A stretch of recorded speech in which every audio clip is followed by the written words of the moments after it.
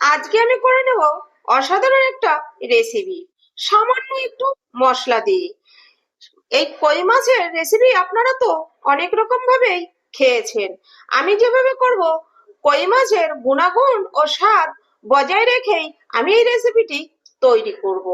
এই রেসিপিটি খেতে যেরকম টেস্টি হয়, গরম ভাতের সাথে জাস্ট জমে যাবে। বানানো ভীষণ সহজ। তাহলে আমি রেসিপিটি কিভাবে করছি সেটাই আপনাদের সঙ্গে শেয়ার করব। একদম সামান্য একটু মশলা দিয়ে তৈরি করে নেব কই মাছের তেল ঝাল।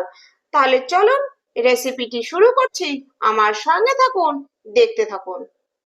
নমস্কার, তাপসী রান্নাঘরে সকলকে স্বাগত। শুরু করছি নতুন একটা দিনে নতুন একটা রেসিপি। দেখুন, আমি এখানে কই মাছ নিয়ে নিয়েছি। এখানে ওজনে আছে 400 গ্রাম কই মাছ, আর পিস হিসেবে আছে 6টা। কই মাছগুলো ভালো করে কেটে আমি ধুয়ে নিয়েছি। আমার চ্যানেলে এখনো কই মাছের কোনো রেসিপি নেই, আজ প্রথম কই মাছের রেসিপিটা শেয়ার করব।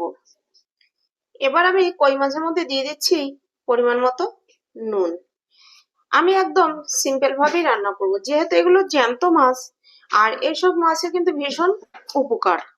তার জন্য কিন্তু রান্নাটাও সেভাবেই করতে হবে। এর গুণাগুণ বা এর টেস্ট যেন পারফেক্ট বজায় থাকে। এবার দিয়ে দিচ্ছি পরিমাণ মতো হলুদ।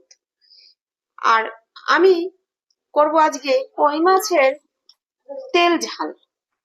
দেখুন, কই মাছের নুন হলুদ দিয়ে আমি ভালো করে মেখে নিচ্ছি। দেখুন, আমি নুন হলুদটা মেখে নিয়েছি। এবার এটা সাইডে রেখে দেব।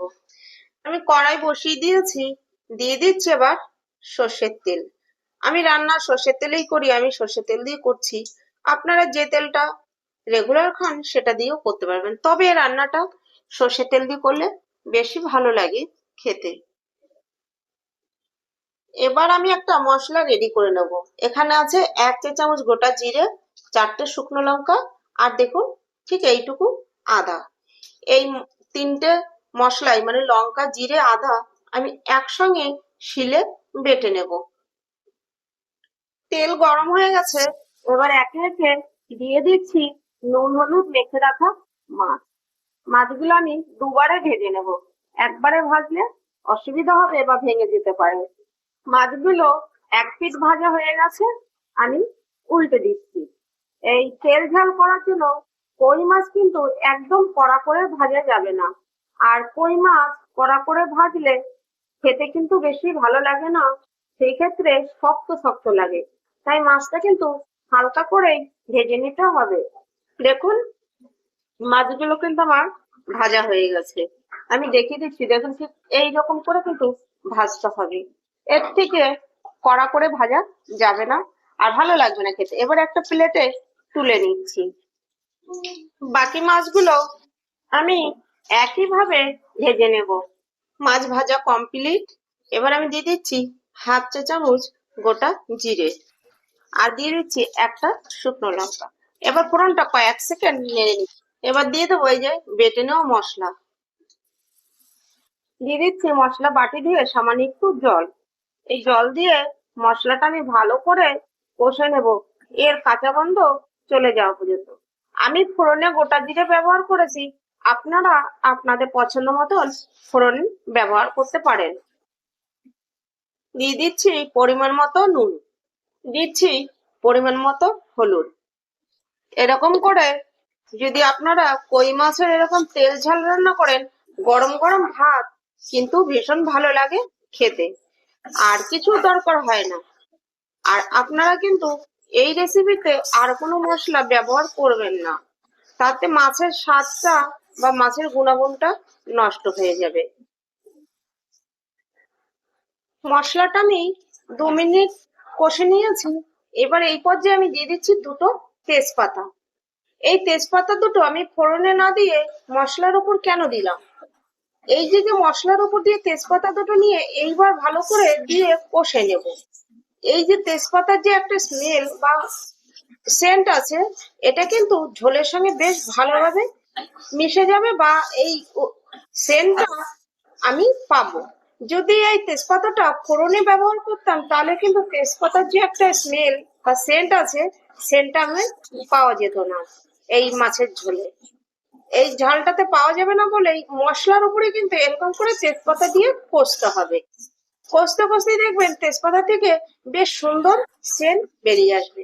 এবার আমি আরো 2 থেকে 3 মিনিট কষে নেব। মশলা দেখুন কষা হয়ে গেছে, তেল ছেড়ে দিয়েছে। এবার আমি দিয়ে দিচ্ছি পরিমাণ মতো জল। এবার দিয়ে দেবো আমি এখানে একটা টমেটো, এরকম সরু সরু লম্বা লম্বা করে কেটে রেখেছি টমেটো। এবার আমি ভালো করে মশলাটা ঝোলের সঙ্গে মিশিয়ে নিচ্ছি। আর এই টমেটোটা দিয়েছি এই ঝালটাতে, এতে ভীষণ ভালো লাগে খেতে। বেশ হালকা একটু টক টক লাগবে আর ঝাল ঝাল হবে। আর এই তেল ঝালে আপনারা একবার এরকম করে করে দেখবেন। আমি কই মাছ দিয়ে করছি, আপনারা চাইলে কিন্তু অন্য কোনো মাছ দিয়েও করতে পারেন। একবার করে খেয়ে দেখবেন, খেতে ভীষণ ভালো লাগে। আর গরম গরম ভাতের সঙ্গে তো আরো বেশি ভালো লাগে। এবার এই ঝোলটা আমি 2 থেকে 3 মিনিট ফুল আঁচে ফুটিয়ে নেব। ঝোল আমি 2 থেকে 3 মিনিট ফুটিয়ে নিয়েছি। এবার দিয়ে দিচ্ছি ভেজে রাখা মাছ। দেখুন আমি ভালোভাবে মাছ দিয়ে আরো 3 মিনিট ফুটিয়ে নিয়েছি। আর আমি এখানে শুকনো লঙ্কা ব্যবহার করেছি, একটু কালারটা ভালো হবে তার জন্য। আপনারা কিন্তু কাঁচা লঙ্কা দিয়েও করতে পারবেন। আর এই রেসিপিটি করা ভীষণ সহজ, হয়েও যায় ভীষণ তাড়াতাড়ি, আর খেতেও হয় দুর্দান্ত।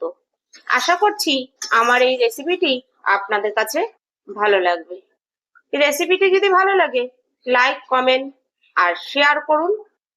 আর আমার চ্যানেলটি সাবস্ক্রাইব করে আমার পাশে থাকুন। পাশে থাকা বেল আইকনটি প্রেস করে নোটিফিকেশনটি অন রাখুন। যখনই আমি এরকম নিত্য নতুন ভিডিও আপলোড করব, পৌঁছে যাবে সবার আগে আপনাদের কাছে। দেখুন এবার আমি আপনাদের সার্ভ করে দেখাচ্ছি। দেখুন আমি একটা প্লেট নিয়েছি, আমি সার্ভ করে নিচ্ছি। অবশ্যই আপনারাও একবার এভাবে তেল ঝাল বানিয়ে দেখুন। একদমই অল্প মশলায়, একদম সিম্পল ভাবে অসাধারণ টেস্টের রেসিপি। দেখুন আমি সার্ভ করে নিয়েছি, কি সুন্দর হয়েছে। সেন্টও দারুণ হয়েছে, খেতেও কিন্তু দারুণ হয়েছে। আপনারাও অবশ্যই ট্রাই করুন। আর আমার ভিডিওটি ভালো লাগলে লাইক, কমেন্ট, সাবস্ক্রাইব করুন। পাশে থাকা বেল আইকনটি প্রেস করে নোটিফিকেশনটি অন রাখুন। আজ তাহলে ভিডিওটা এখানেই শেষ করছি। ফিরে আসবো নতুন একটা দিনে নতুন একটা ভিডিও নিয়ে। আমি তাপসী, আপনারা দেখছিলেন তাপসী রান্নাঘর।